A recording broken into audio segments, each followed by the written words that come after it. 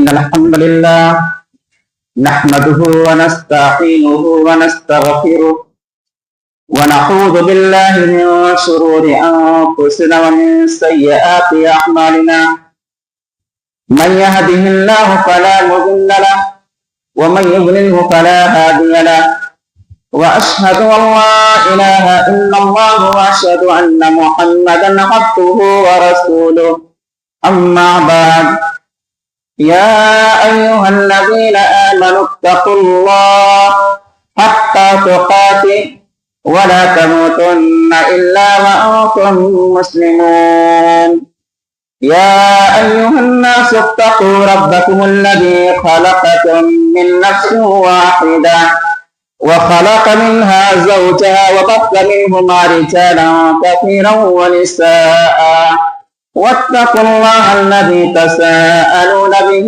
والأرحام إن الله كان عليكم رقيبا يا أيها الذين آمنوا اتقوا الله وقولوا قولا سديدا يصلح لكم أعمالكم ويغفر لكم ذنوبكم ومن يطع الله ورسوله فقد فاز فوزا عظيما اللهم صل على محمد وعلى آل محمد كما صليت على إبراهيم وعلى آل إبراهيم إنك حميد مجيد اللهم بارك على محمد وعلى آل محمد كما باركت على إبراهيم وعلى آل إبراهيم إنك حميد مجيد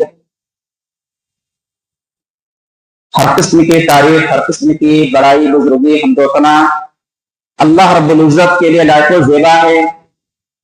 درود و سلام و تمام انبیاء کرام پر اور تمام رسولوں پر، خصوصاً ہم سب کے پیارے نبی محمد رسول اللہ صلی اللہ علیہ وسلم پر، آپ کے گھر والوں پر، آپ کے صحابہ پر اور ان تمام لوگوں کے اوپر جو آپ کے متبعین ہیں، آپ کے خیرخواہ ہیں۔ محترم سامعین اور عزیز مائیں اور بہنیں، نبی علیہ السلام نے فرمایا اذا اصبح ابن آدم فإن الأعضاء كلها تكفر اللسان اتق الله فينا فإنما نحن بك فإن استقمت استقمنا وإن اعوججت اعوججنا، کہ جب انسان صبح کرتا ہے تو تمام اعضاء زبان سے فریاد کرتے ہیں، کہتے ہیں اتق اللہ فینا، اے زبان ہمارے معاملات میں اللہ سے ڈرنا، کیونکہ ہم سب کا تعلق کس سے ہے۔ اگر تو سیدھا رہا تو ہم بھی سیدھے رہیں گے، اگر تو ٹیڑھی ہو گئی تو ہم بھی ٹیڑھے ہو جائیں گے۔ اور یہ بات بالکل صحیح ہے۔ اسی زبان سے آدمی کسی کی تعریف کرتا ہے، نرم لہجہ اپناتا ہے، کسی کی حوصلہ افزائی کرتا ہے تو اس سے اعضاء کو سکون ملتا ہے۔ لیکن اسی زبان سے کسی کو گالی دیتا ہے، غیبت کرتا ہے، چغلخوری کرتا ہے، تہمت لگاتا ہے، بدکلامی کرتا ہے، تو ایسے لوگوں کو سزا ملتی ہے، مار پڑتی ہے۔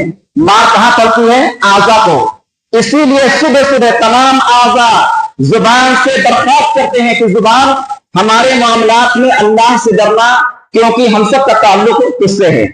محترم سامعین، زبان سے ایک ایک لفظ جو نکلتا ہے یا تو بہت زیادہ اچھا ہوگا یا تو بہت ہی خطرناک ہو سکتا ہے۔ نبی علیہ السلام فرماتے ہیں ان احدکم لیتکلم بالکلمۃ من رضوان اللہ، تم میں سے ایک شخص اللہ کو خوش کرنے والی باتوں میں سے کوئی بات کہتا ہے، لیکن وہ نہیں جانتا کہ یہ بات کتنی زیادہ اچھی ہے۔ اس بات کی وجہ سے اللہ تعالیٰ قیامت تک اپنی خوشنودی اس کے حق میں لکھ دیتا ہے۔ اور تم میں سے ایک شخص اللہ کو ناراض کرنے والی باتوں میں سے کوئی بات کہتا ہے اور وہ نہیں جانتا کہ اس کے اندر وبال کیا ہے، کتنی خطرناک بات ہے، اور اس کی وجہ سے اللہ تعالیٰ قیامت تک اس پر اپنی ناراضگی لکھ دیتا ہے۔ ایک حدیث میں ہے نبی علیہ السلام فرماتے ہیں بندہ کوئی بات کہتا ہے لیکن اسے پتہ نہیں ہوتا ہے کہ یہ بات کتنی خطرناک ہے، اس میں وبال کیا ہے، اور اس بات کی وجہ سے جہنم کی گہرائی میں اتنا نیچے چلا جاتا ہے جتنا کہ مشرق و مغرب کے درمیان کی دوری ہے۔ اور حقیقت ہے سماج کے اندر ایسے لوگ پائے جاتے ہیں جو اتنا سخت الفاظ بولتے ہیں، اتنا سخت جملہ بولتے ہیں کہ لوگ ان سے نفرت کرنے لگتے ہیں، دل زخمی ہو جاتا ہے، زندگی برباد نہیں کرتے ہیں، اتنا ہی مرنے پر مٹی تک نہیں دیتے ہیں۔ تو ہمیں ایسے الفاظ سے بچنا چاہیے۔ محترم سامعین، زبان کی آفتوں میں سے ایک بڑی آفت ہے غیبت کرنا۔ یہ جتنا خطرناک ہے اتنا زیادہ لوگ اس میں ملوث ہیں، عالم ہو، قاری ہو، حافظ ہو، نمازی ہو، کوئی بھی ہو، اکثر و بیشتر غیبت میں مبتلا ہے، ملوث ہیں۔ غیبت ہے کیا؟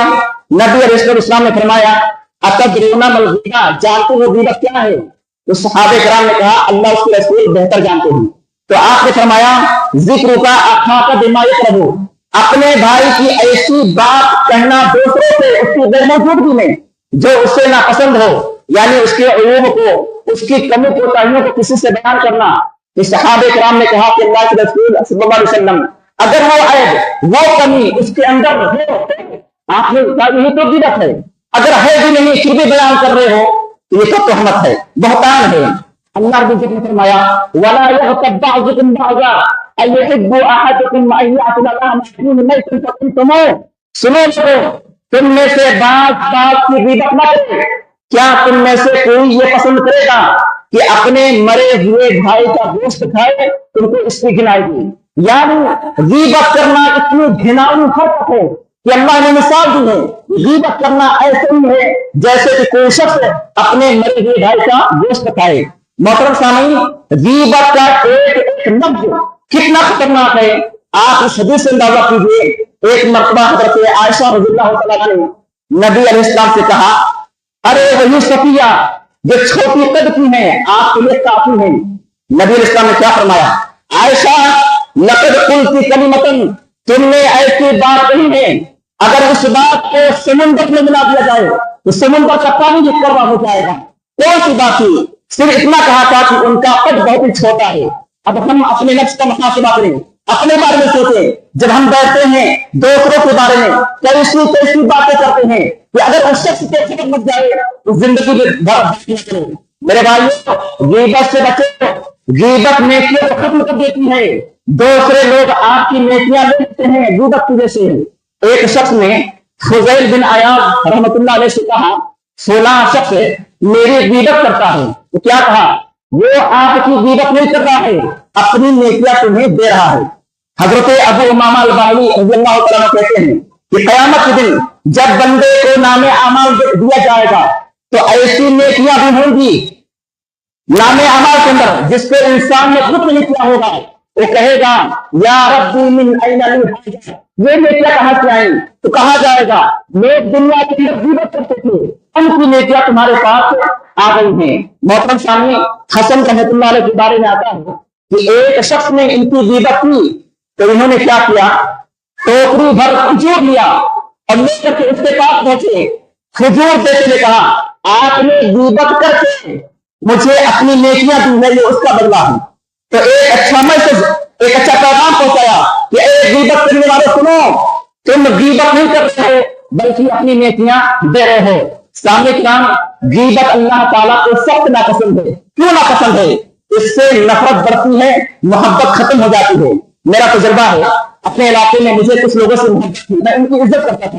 جب لوگوں نے بتایا کہ وہ ایسے ایسے ہیں، فوری طور پر وہ محبت و عزت کم ہو گئی۔ اور یہی چیز اللہ بھی چاہتا ہے کہ آپس میں محبت کم ہو۔ اللہ چاہتا ہے کہ لوگ ایک دوسرے سے محبت کریں۔ کون سا انسان ہے جس کے اندر عیب نہیں ہے، کمی نہیں ہے؟ ہر شخص گنہگار ہے۔ یہ تو اللہ کی مہربانی ہے کہ اللہ تعالیٰ ہمارے عیوب کو چھپا کر رکھا ہے۔ اسی لیے حدیث کے اندر آتا ہے جو کوئی کسی مسلمان کی پردہ پوشی کرے اللہ تعالیٰ دنیا میں اور آخرت میں اس کی پردہ پوشی کرے گا۔ محترم سامعین، اگر غیبت ہو رہی ہے تو پھر اس سے معافی مانگیے۔ معافی کا طریقہ کیا ہے؟ ایک تو اس سے معافی مانگیں، دوسرا طریقہ یہ ہے کہ جہاں جہاں آپ نے غیبت کی ہے، جس سے اس کی برائی بیان کی ہے، تو اس کے اندر جو خوبیاں ہیں، جو اچھائیاں ہیں، اس سے بیان کریں۔ اسی طرح اس کے حق میں بخشش کی دعا کریں، اس کے حق میں دعا کرتے رہیں تو انشاءاللہ اللہ معاف کر دے گا۔ لیکن اس کے بعد غیبت سے بچیں۔ محترم سامعین، زبان کی آفتوں میں سے سب سے بڑی آفت ہے شرکیہ الفاظ۔ اور اس شرکیہ الفاظ کو بیان کرنے سے پہلے میں عرض کرنا چاہتا ہوں، میرے بھائیوں، میں آپ کا بھائی ہوں، میں آپ کا بیٹا ہوں، مجھے آپ سے محبت ہے، میں اس منبر رسول پر ہوں، میرا ٹارگٹ ہدف اور مقصد صرف یہی ہے کہ نبی علیہ السلام کی جو اصل پیغام ہے، جو اصل میسج ہے، جو اصل تعلیم ہے، ہم اس کو آپ کے جانیں۔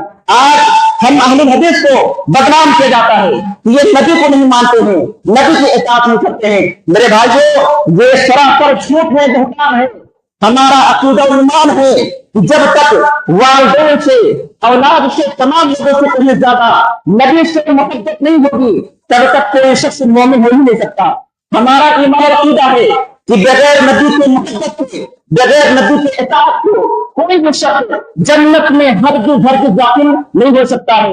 ہمارا ایمان اور عقیدہ ہے کہ جو شخص چاہے فرض نماز ہو، نفل نماز ہو، اگر تشہد میں درود نہیں پڑھتا ہے، اس کی نماز نہیں ہوگی۔ محترم سامعین، ہم اپنے خطبوں میں، دروس میں زور دیتے ہیں، لوگوں کو کہتے ہیں کہ میرے بھائیو کثرت سے نبی علیہ السلام پر درود و سلام دی جائے، اس سے رحمت اور برکت نازل ہوتی ہے اور مصیبتیں چلتی ہیں، گناہ معاف ہوتے ہیں، اور سب سے بڑی بات ہے کہ نبی علیہ السلام سے قربت حاصل ہوتی ہے۔ جب نبی کا نام آتا ہے، ہم درود دیکھتے ہیں، کیا کہتے ہیں صلی اللہ علیہ وسلم، اس کے باوجود ہمیں بدنام کیا جاتا ہے کہ نبی کو نہیں مانتے ہیں۔ جاؤ کوئی ایک مسئلہ کہ ہم نے کسی مسئلے میں حدیث کو چھوڑ کر، نبی کی بات کو چھوڑ کر کسی امام کی پیروی کی ہو، ایک بھی مسئلہ انشاءاللہ آپ کو نہیں ملے گا۔ ہم اماموں کو عزت ضرور کرتے ہیں، لیکن نبی کے مقابلے میں کسی کی بات کو نہیں لیتے ہیں۔ تو میرے بھائیو، ہمارا مقصد ہے کہ ہم سنت کا عمل کریں، سنت کو زندہ کریں۔ کیوں؟ یہی سنت ہے جو ہمیں جنت میں لے جائے گی، اور ہمیں بدنام کیا جاتا ہے کہ یہ نبی کو نہیں مانتے ہیں۔ اس سے میرے بھائیو، سنی سنائی باتوں کے پیچھے مت بھاگو، تحقیق کرو، یہی ایک مومن کی پہچان ہے۔ محترم سامعین، میں اختلافات سے دور رہنا چاہتا ہوں، نہیں چاہتا کہ اختلاف ہو، میں چاہتا کہ آپس میں محبت کریں، لیکن جب شرک، کفر، بدعات، خرافات کی بات آئے تو وہاں خاموش رہنا یہ ہلاکت و بربادی ہے۔ وہاں وضاحت کرنا قرآن و حدیث کی روشنی میں ہر مسلمان کے لیے ضروری ہے۔ تو میرے بھائیو، زبان کی آفتوں میں سے سب سے بڑی آفت ہے شرکیہ الفاظ۔ اب اس کو سمجھیں، مثال سے سمجھیں۔ رائے دانہ طور پر اللہ کو چھوڑ کر کسی اور کی مدد کے لیے پکاریں۔ مثال کے طور پر ایک آدمی دریا میں ڈوب رہا ہے اور ایک آدمی اس دریا کے کنارے موجود ہے، یہ آدمی بالکل اسے پکار سکتا ہے مدد کے لیے، وہ موجود ہے اور بچانے پر قادر ہے۔ لیکن اگر وہاں کوئی بھی نہیں ہے، پھر بھی کہتا ہے یا فلاں مدد، یا علی مدد، یا رسول مدد، یا فرشتہ مدد، یہ کھلا شرک ہے۔ کیوں شرک ہے؟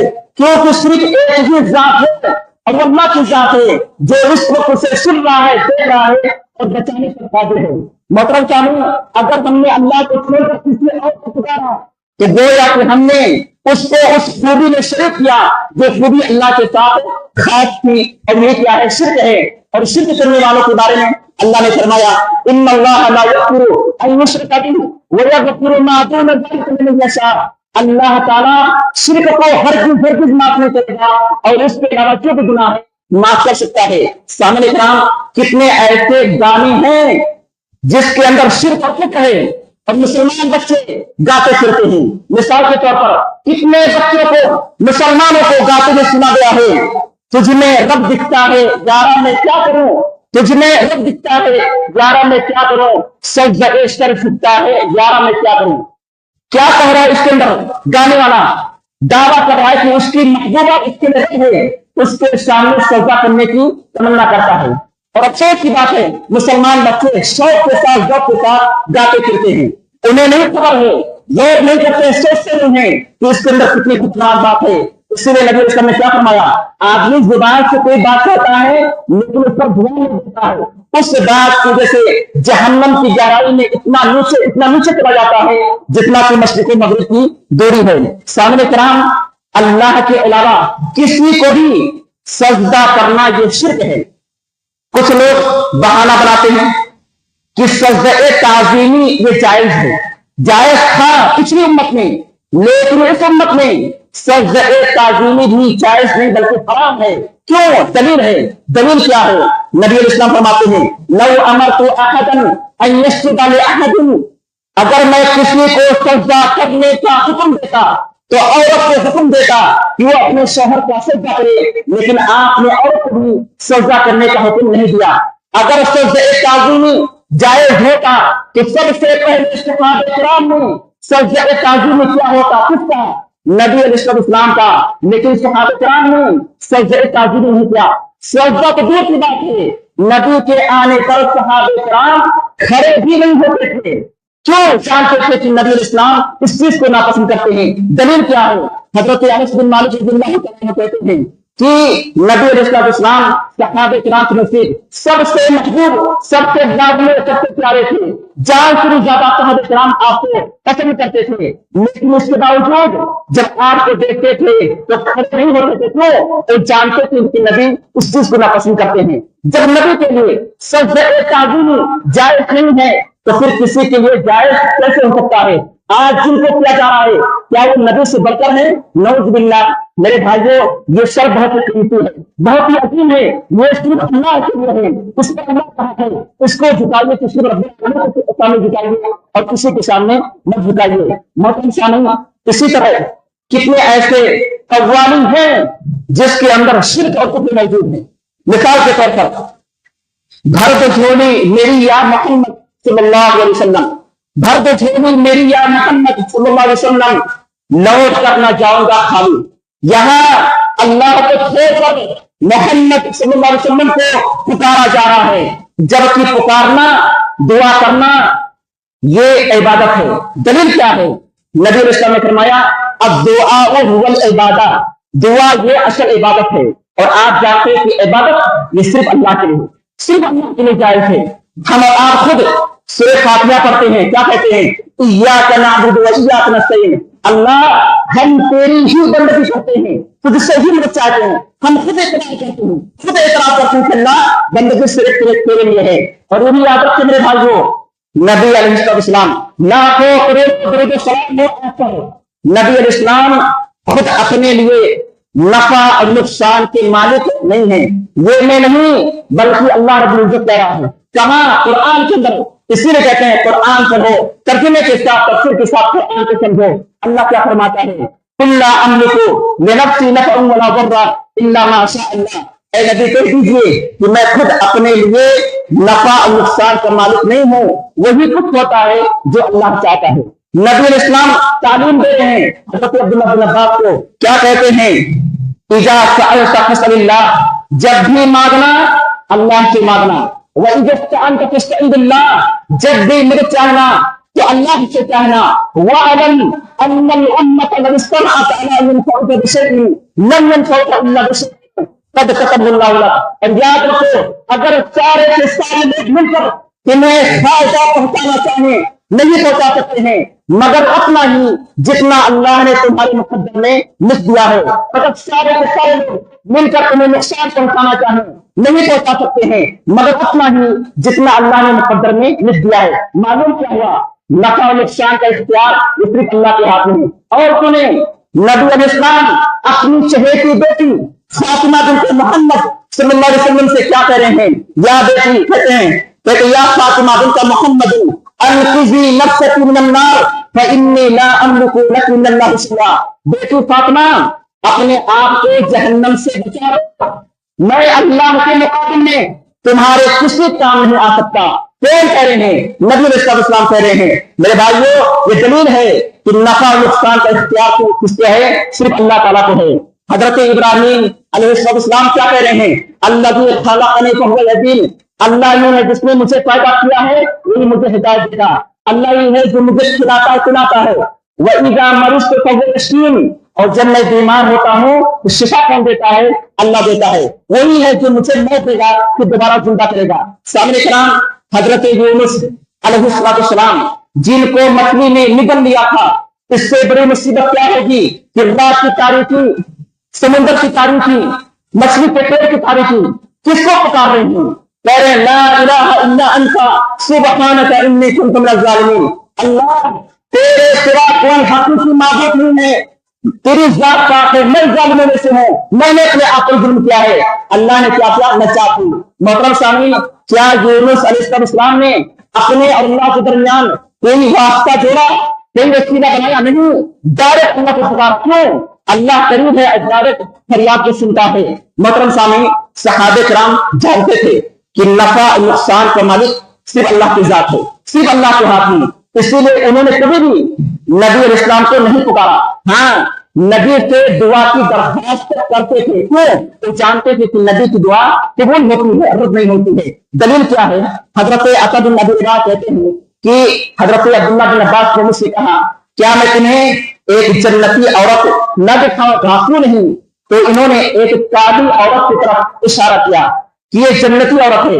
یہ نبی علیہ السلام کے پاس آئی اور کہا مجھے مرغی آتی ہے اور میں بے پردہ ہو جاتی ہوں، تو آپ اللہ سے دعا کریں کہ اللہ مجھے شفا دو. تو آپ نے کیا فرمایا؟ اگر تم صبر کر لو تو تمہارے لیے جنت ہے، اور اگر چاہو تو میں دعا کروں گا شفا مل جائے گی. کہا نہیں، میں صبر کروں گی، مجھے جنت چاہیے، لیکن اتنا دعا ضرور کیجیے کہ مرغی کے وقت میں بے پردہ نہ ہوا کروں. چنانچہ آپ نے اس کے حق میں دعا کی. وہ جو عورت جانتی تھی کہ نفع نقصان کا مالک اللہ ہو، بیماری دینے والا، شفا دینے والا کون ہے؟ اللہ کی ذات ہے. اسی لیے اس نے کہا کہ اللہ کے رسول میرے حق میں شفا کی دعا کیجیے. محترم سامعین، حضرت عمر بن خطاب رضی اللہ تعالیٰ عنہ سے روایت ہے کہ جب بدر کا دن تھا، یہ اسلام اور کفر کے درمیان کی پہلی جنگ ہے، تو نبی علیہ السلام نے مشرکین کی طرف دیکھا. وہ تعداد میں 1000 تھے. اپنے صحابہ کو دیکھا، 319 تھے. نبی علیہ السلام نے قبلہ کی طرف رخ کیا، اپنے دونوں ہاتھوں کو اٹھایا اور رب سے گریہ وزار کرنے لگے، دعا کرنے لگے. کہا اللہم انجزنی ما وعدتنی، اللہ جس کا تو نے وعدہ کیا اسے پورا کر دے. اللہم آتی ما وعدتنی، اللہ جس کا تو نے وعدہ کیا اسے پورا کر دے. اے اللہ، اگر مسلمانوں کی یہ چھوٹی سی جماعت آج برباد ہو گئی، ہلاک ہو گئی، تو اس روئے زمین پر تیری بندگی نہیں ہوگی. چنانچہ اللہ نے مدد کی فرشتوں کو بھیج کر کے. محترم سامعین، اس مصیبت میں نبی علیہ السلام نے کس کو پکارا؟ اللہ کو پکارا. اور سنیں قرآن میں اللہ تعالیٰ کیا فرماتا ہے؟ وَقَالَ رَبُّكُمُ ادْعُونِي أَسْتَجِبْ لَكُمْ، کہ تمہارا رب کہتا ہے مجھے پکارو، میں تمہاری فریاد سنوں گا، میں تمہاری دعا قبول کروں گا. اور ایک مقام پر اللہ نے فرمایا قرآن میں ہے وَإِذَا سَأَلَكَ عِبَادِي عَنِّي فَإِنِّي قَرِيبٌ أُجِيبُ دَعْوَةَ الدَّاعِ إِذَا دَعَانِ. اے نبی، جب میرے بندے میرے بارے میں پوچھیں تو آپ کہیے کہ انی قریب، میں بالکل قریب ہوں. اجیب دعوت الداعی، میں پکارنے والے کی پکار کو سنتا ہوں، فریاد کرنے والے کی فریاد کو سنتا ہوں جب وہ مجھے پکارتا ہے. سامنے کرام، اللہ کہہ رہا ہے میں قریب ہوں، میں ڈائریکٹ کی فریاد کو سنتا ہوں، اس کی مدد کرتا ہوں. ایسا کہتے اللہ بہت دور ہے. کس کی مانے؟ آپ کی مانے یا اللہ کی مانے؟ محترم سامعین، اللہ تعالیٰ بندوں سے بہت زیادہ قریب ہے، اور اللہ تعالیٰ ڈائریکٹ فریاد کیسے سنتا ہے آپ اس کو سمجھیں. مثال کے ذریعے سے حضرت خولہ بنت ثعلبہ رضی اللہ تعالیٰ عنہ ایک صحابیہ ہیں. ان کے شوہر نے کسی بات پر غصے میں آ کر کے کہہ دیا انت علیہ کظہر امی، تم میرے لیے میری ماں کی پیٹھ کی طرح ہو. اس لفظ سے زمانے جاہلیت میں طلاق مراد ہوتا تھا. وہ بھاگی نبی علیہ السلام کے پاس آئے اور اپنے شوہر کے بارے میں شکایت کرنے لگی، لیکن نبی علیہ السلام خاموش ہو گئے. آپ نے کوئی جواب نہیں دیا، کوئی فیصلہ نہیں سنایا. کیوں؟ ابھی اس لفظ کے تعلق سے اسلام میں کوئی حکم نازل نہیں ہوا تھا. اس عورت نے کیا کیا؟ وہی کہا اللہم انی اشکو الیک، اے اللہ میں کس سے فریاد کر رہی ہوں، اے اللہ میں کس سے شکایت کر رہی ہوں، اے اللہ میں کس سے دعا کر رہی ہوں. کہتی ہے کہ وہ دعا کر رہی تھی حتی جبرائیل، یہاں تک کہ جبریل علیہ السلام اترے. یہ چند آیت لے کر، وہ کون سی آیت ہے؟ قد سمع اللہ قول التی تجادلك في زوجها وتشتكي الى الله والله يسمع تحاوركما ان الله سميع بصير. کہ اللہ نے اس عورت کی بات کو سن لیا جو آپ کے اپنے شوہر کے بارے میں جھگڑ رہی تھی اور اللہ سے شکایت کر رہی تھی. اللہ آپ دونوں کی بات کو سن رہا تھا، اور اللہ تعالیٰ سننے والا دیکھنے والا ہو. سامنے کرام، اللہ نے اس کی فریاد کو سنا، اس کی مدد کی اور اس کے بارے میں حکم نازل کیا کہ جو شخص بھی ایسا لفظ بولے بیوی کے لیے کہ تم میرے لیے میری ماں کی پیٹھ کی طرح ہو، اور اس لفظ سے رجوع کرنا چاہے تو 3 کاموں میں سے کوئی ایک کام کرنا ہوگا. نمبر 1، یا تو غلام آزاد کرے. اگر اس کی قوت نہیں ہے تو مسلسل 2 مہینہ روزہ رکھے. اس کی بھی طاقت نہیں ہے تو پھر 7 مسکین کو کھانا کھلائے. محترم سامعین، اب اصل بات آگے آ رہی ہے. وہ کون سی بات ہے؟ حضرت عائشہ کہتی ہے میں اسی گھر کے اندر موجود تھی اور وہ عورت نبی سے بحث کر رہی تھی. کہتی ہے تبارک الذی وسع سمعہ کل شیء، بابرکت ہے وہ ذات جو ہر چیز کو خوب سننے والا ہے.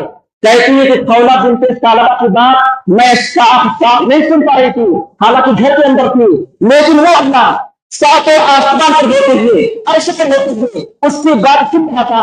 اللہ نے اس کی فریاد کو سنی اور اس کی مدد کی. محترم سامعین، کیا خولہ بنت ثعلبہ نے اپنے اور اللہ کے درمیان کوئی واسطہ جوڑا، کوئی وسیلہ بنایا؟ نہیں، ڈائریکٹ اللہ کو پکارا اور ڈائریکٹ اللہ نے ان کی مدد کی. اسی طرح سے سامعین کرام ایک واقعہ ہے دمشق کا.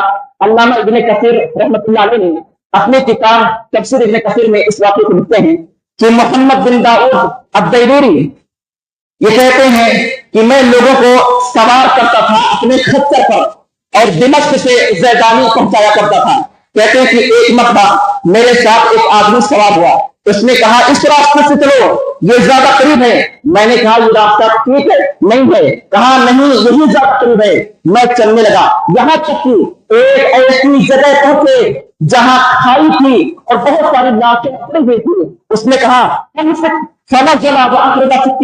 کہا رکو، اترا اور چھری نکالا.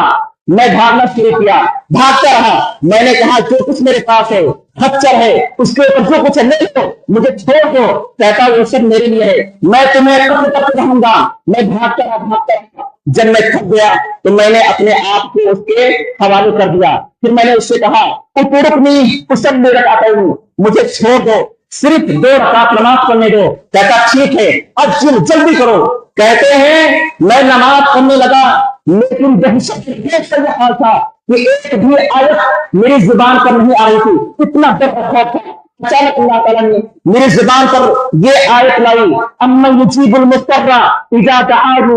کون ہے جو پریشان حال کی پکار کو سنتا ہے اور اس کی مصیبت کو دور کرتا ہے جب وہ اس کو پکارتا ہے. کہتے ہیں اتنے میں کیا ہوا، وادی کے کہانے سے ایک گھڑ سوار نکلتا ہے اور آتا ہے، اس سے قتل کرتا ہے اور آگے چلنے لگتا ہے. میں اس گھڑ سوار سے چمٹ جاتا ہوں اور اللہ کا واسطہ دے کر پوچھتا ہوں نہ مانتا تو کون ہو؟ تو کہتا ہے انا رسول النبی، میں اس ذات کی طرف سے بھیجا گیا ہوں جو پریشان حال کی پکار کو سنتا ہے اور اس کی مصیبت کو دور کرتا ہے جو وہ پکارتا ہے. محترم سامعین، یہاں محمد بن داؤد الدیلوری نے اپنے اللہ کے درمیان کوئی واسطہ بنایا، کوئی وسیلہ جوڑا نہیں، ڈائریکٹ اللہ کو پکارا. کیوں؟ اللہ قریب ہے اور ڈائریکٹ اللہ کو سنتا ہے. محترم سامعین، آخری چیز، کتنے ایسے اشعار ہیں جس کے اندر شرک اور کفر موجود ہے. مثال کے طور پر مسلمانوں کو پہلے بھی سنا گیا ہے وہی جو مستوی عرش خواہ ہوتا ہو کر، وہی جو مستوی عرش خواہ ہوتا ہو کر مدینے میں اتر پڑا ہے مصطفیٰ ہو کر. استغفر اللہ. مانا کیا ہے؟ وہ اللہ جو عرش پر تھا وہی مدینے میں مصطفیٰ بن کر آ گیا ہے. یعنی ہمارے نبی انسان نہیں ہے بلکہ خود کیا ہے؟ معبود خود اللہ ہے. ہم اللہ سے اس چیز سے پناہ مانگتے ہیں. میرے بھائیوں، ایسے موقع پر مجھے ایک حدیث یاد آتی ہے. نبی علیہ السلام نے فرمایا تھا لَتَتَّبِعُنَّ سُنَنَ مَنْ كَانَ قَبْلَكُمْ. لوگوں سنو، تم اپنے سے پہلے لوگوں کی پیروی کرو گے، سیم ٹو سیم ہو بہو. کس چیز میں؟ شرک میں، کفر میں، بدعت میں، خرافات میں. یہودیوں نے عزیر علیہ السلام کو اللہ کا بیٹا قرار دیا، عیسائیوں نے عیسیٰ کو اللہ کا بیٹا قرار دیا، اور مسلمان ایک قدم اور نکلے، آگے نکلے، انہوں نے نبی کو اللہ اور معبود قرار دیا. میرے بھائیوں، توبہ کرو، اللہ سے معافی مانگو. یہ شرک ہے، اللہ تعالیٰ اسے معاف نہیں کرے گا. صحیح بخاری کی روایت ہے، نبی علیہ السلام کیا فرماتے ہیں؟ لا تطرونی کما اطرت النصارى. اے لوگوں، میرے بارے میں گناہ مت کرو، مجھے حد سے آگے مت بڑھاؤ جیسے کہ عیسائیوں نے عیسیٰ ابن مریم کو بڑھایا، انہوں نے اللہ کا بیٹا قرار دیا. انا عبد، میں اللہ کا بندہ ہوں. فقولوا عبد اللہ رسول، مجھے کہو اللہ کا بندہ اس کا رسول. نبی فرما رہے ہیں کہ مجھے اللہ کا بندہ اس کا رسول کہو. اور اس شعر کے اندر کیا کہا جا رہا ہے کہ نبی انسان نہیں ہے، یہ خود اللہ ہے، خود معبود ہے. میرے بھائیوں، ان الفاظ سے توبہ کرنی چاہیے. تو اے اللہ کے بندو، اے مسلمانوں، سنے سنائی باتوں کے پیچھے مت بھاگو، علم حاصل کرو. کس چیز کا؟ قرآن کا، حدیث کا. علم ہوگا انشاءاللہ کوئی بھی گمراہ نہیں کر سکتا ہے، اور جو علم نہیں ہوگا تو خود بھی گمراہ ہوں گے، دوسرے لوگ بھی گمراہ ہوں گے. سامعین کرام، ابھی اسی بقرعید کی بات ہے. यूपी में जिला देवरिया में एक मुसलमान शख्स ने अपने आप को कुर्बान कर लिया नबी के नाम पर। सच्चा वाकया है। उसने बाकायदा कुर्बान होने से पहले खत में लिख दिया था कि लोग जानवर कुर्बान करते हैं, मैं अपने आप को कुर्बान करूंगा नबी के नाम पर, और उसने अपने आप को कुर्बान कर लिया, अपने आप को कत्ल कर लिया। इसी तरह से अफ्रीका की बात है, वहां एक बाप ने अपने बेटे को ज़िबह कर दिया। क्यों? सिर्फ इस नाते उसने भी ख्वाब में देखा था कि अपने बेटे को ज़िबह कर रहा है। ये क्या है? खुदकुशी है, गुनाह है। इस्लाम इसकी इजाजत खुद नहीं देता, लेकिन इन गुनाहों को आदमी सवाब समझ कर कर रहा है। क्यों? कुरान हदीस का इल्म न होने के नाते। तो ऐ मेरे भाइयों, प्यारे भाइयों, जैसे आप बाजार में कोई चीज खरीदते हैं, जांच पड़ताल करते हैं, ओरिजिनल ढूंढते हैं, ऐसे जब दीन की कोई बात आए तो आप तहकीक कीजिए, दलील मांगिए, सवाल कीजिए, और हर किसी की बात सुनिए जो कुरान हदीस की रोशनी में बात करे, उसकी बात मानिए। क्यों? कुरान और हदीस ही हमें जन्नत में ले जाएगी। नबी का फरमान है कि ऐ लोगों, मैं तुम्हारे दरमियान दो चीजें छोड़कर जा रहा हूं, जो इन दोनों की मजबूती के साथ पकड़ रहेगा, थामे रहेगा, लन तज़िल्लू, कभी गुमराह नहीं होगी। एक है कुरान किताबुल्लाह, अल्लाह की किताब कुरान मजीद, और दूसरी है नबी की सुन्नत यानी हदीस। तो अल्लाह से दुआ करते हैं कि अल्लाह ताला हम सबको हक बात कहने, हक बात सुनने और हक बात पर करने की तौफीक अता फरमाए। अल्लाह ताला हम सबको नबी से सच्ची मोहब्बत करने, सच्ची पैरवी की तौफीक अता फरमाए। इलाही आलमीन हम सबको नबी अलैहि इस्लाम की शिफाअत का मुस्तहिक बना दे। इलाही आलमीन क़यामत के दिन जन्नत में हम सबको नबी के साथ होने की तौफीक अता फरमाए। इलाही आलमीन जो बीमार हैं उन्हें मुकम्मल शिफा दे, जो पैसे खर्च हो रहे हैं, दौड़ धूप हो रही है, मेहनत हो रही है उनके पीछे, अल्लाह ताला को उसका बदला दे दुनिया और आखिरत में। आमीन। रब्बना तक़ब्बल मिन्ना इन्नका अंतस समीउल अलीम व तुब अलैना इन्नका अंतत तव्वाबुर रहीम बिरहमतिका या अरहमर राहिमीन।